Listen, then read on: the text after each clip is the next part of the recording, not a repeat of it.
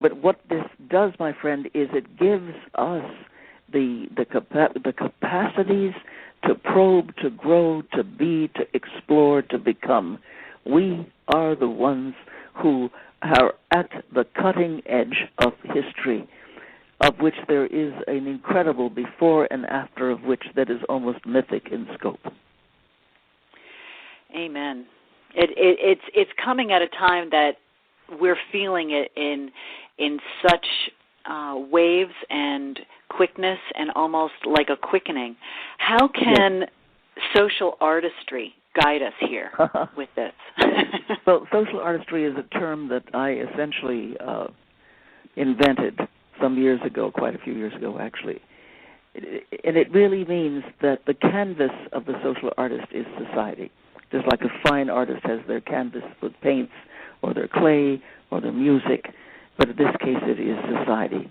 And so what I've been doing is training a great many people around the world in social artistry, in really being able to bring those passionate skills of being able to really get themselves into the real spirit and the authentic power of different cultures, of being able to use these different human development tools to expand their awareness, their senses, their own, the enormous, marvelous forms, many forms of their own psychology, so they are not, as I said, these encapsulated bags of skin with a little ego, but the fact that we have many, many more parts of themselves. So working with the UN and other international agencies, I go into places where there are very real troubles,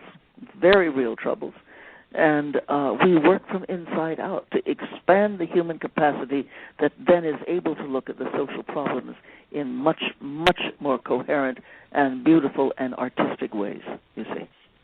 That's incredible. It must be life-changing for those who are working with you in the social artistry. I mean, it must be. It must change their whole perspective. People think so. Because it comes from a place of, you're because you work with a lot of youth too, don't you? Did you bring a lot of? I work literally with people at all ages. On all ages. Okay, so from babies say they up had to people in their 90s, Oh, wow. That's a big, wide realm of people there. Do you find that as they walk out of their comfortable existence and they're in a place that they're kind of in a little bit of a culture shock, do you see like the aha moments? Do you see that awakening come across their face? Do you see that, that shine that they feel that they're fulfilling something by being there? Yes, and they want more. Which is why people go to my website, they'll find opportunities for this sort of thing. GeneHouston.com. GeneHouston.com, yes. We're going to definitely put that in there, too. Yeah. Now, as we're going through the Scarecrow. You're breaking up a little bit. So. Okay, can you hear me now? No. No, your Can you voice hear me is now? breaking up. Yes, I hear you now. Yeah. Okay. As we're going through the story, and now Dorothy has Toto, as always. She has the Scarecrow. She has the Tin Man. And she comes across the lion. And the phrase here is that when I read it, I wrote it. All right, now, Lisa, you're breaking up. I can't hear you. Can you hear me now? No, you're breaking up. Okay, hold on just a moment. I'm not sure. It's a landline, so it shouldn't. How's this? Yeah, that's better now. Yes. Mm-hmm. Well, just ask the question, and if I'll try to figure out what you're saying, and then I'll respond. Okay. So as we have the lion on the path, you have a phrase in the book that made me crack up. It was his blowhard bravado, and I do believe I have used that phrase once or twice in my lifetime explaining a male ego. However, let's talk about the male's blowhard bravado, where he was very, very insecure, but he was showing something that was not really where he was coming from, but what he felt he needed to exude. Let's talk about how that really can be a source of inauthentic being, and then how he actually came into his being by just kind of being slapped across the face by Dorothy. Okay, I really didn't hear your question because of the breaking up, but I will just presume what you were saying. He begins in bravado because of fear. How many people do you know who are there blowing off steam and being angry, and acting angry because they're putting up a wall, a shell, because they really have not had a chance to either be acknowledged for the depth of who they are, to be seen for their gentleness.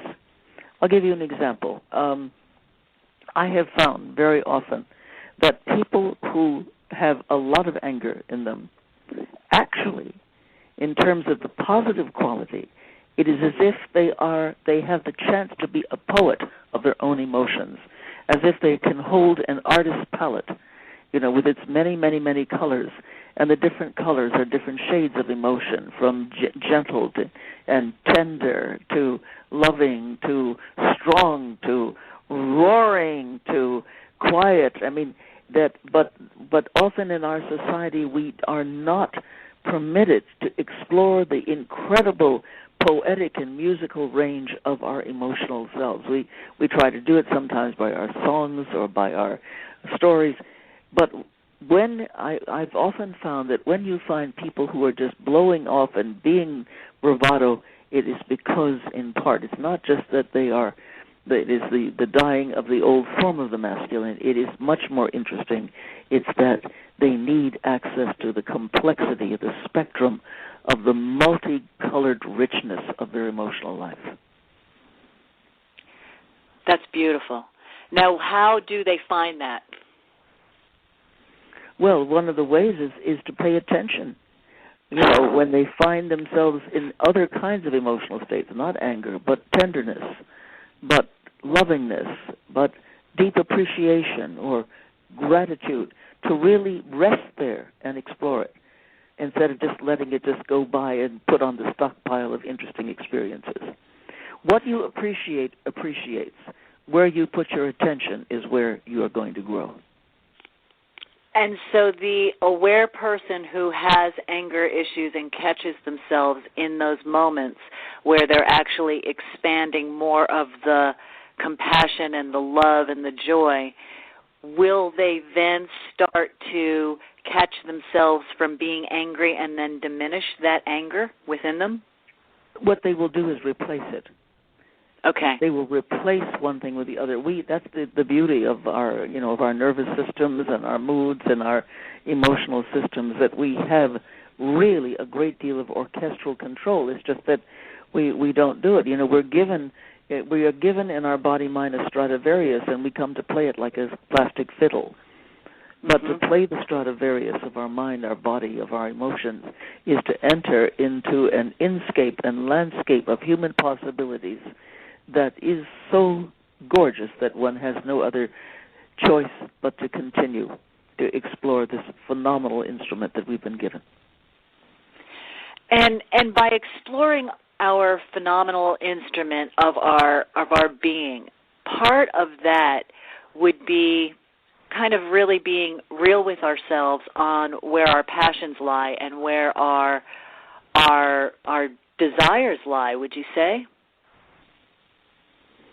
Well, yes, but whose passions? Are they your passions, or are they what society thinks your passions should be? No, it would definitely be the person's passions, the individual. But I'm saying that's the kind of thing in asking.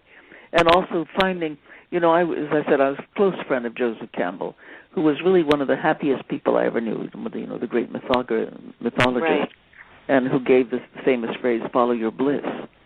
Because if you follow your bliss, it's going to take you to all kinds of interesting adventures and places, and you'll stop boring God, Phenomenal man.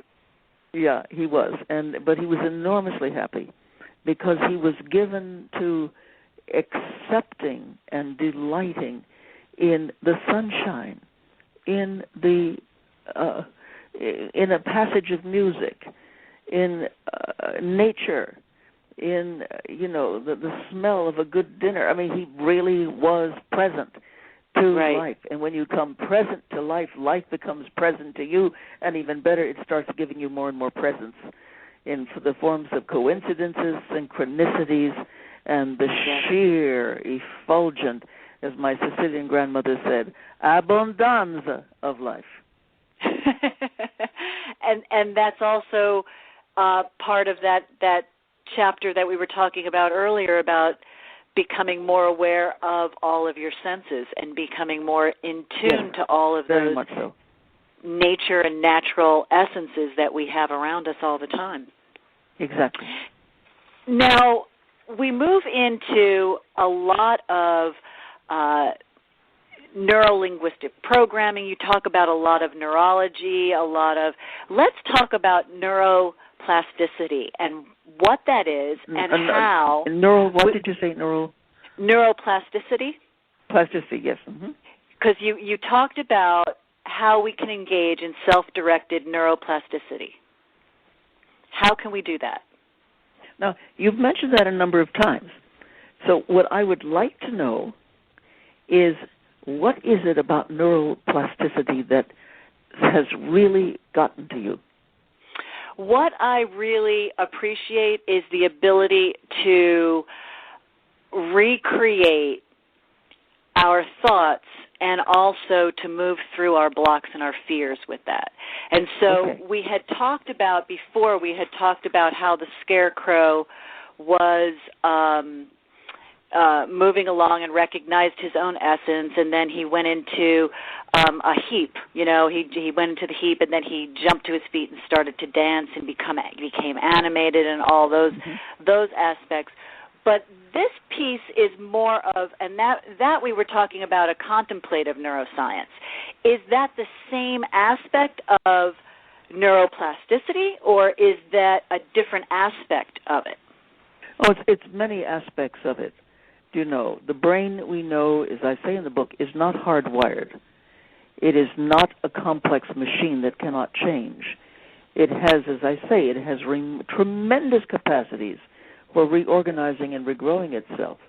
So, for example, this is what I love. If one part fails, then another part that seemingly has nothing particular to do with that function takes over. So where there's a death of brain cells, there's also the rebirth of new ones. And brain circuits can recircuit themselves. We can recircuit ourselves.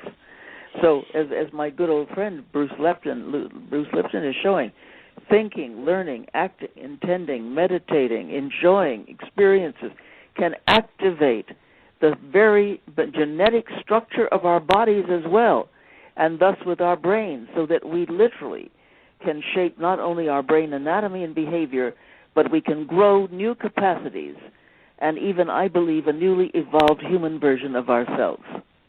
And so my life's work has been in showing people how to really grow this evolved version of themselves, what I call the possible human.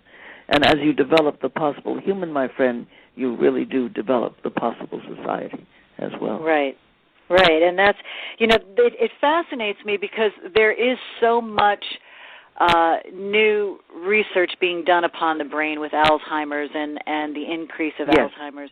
And so I am really fascinated by the fact that we can take control more of our being than what we were first led to believe by science. And so the fact that we have the ability to regrow new aspects of our brain if one becomes a little atrophied, that aspect to me is fascinating because it gives me hope for a whole generation of people that may have to deal with an aspect within their family or themselves with Alzheimer's, because to me that is the next aspect of health that we need to really focus upon. Yeah, I believe that a lot of what we think of as Alzheimer's will be disappearing as we extend our natural age range. I mean, the human being is the only mammal that does not live 10 to 12 times the age of puberty. I mean, your dog lives to be 12, 14, 15. Your cat sometimes lives even longer, but and the point of it is that we should have 100 good years. So that is part of it, but we can't have 100 good years with Alzheimer's. Now,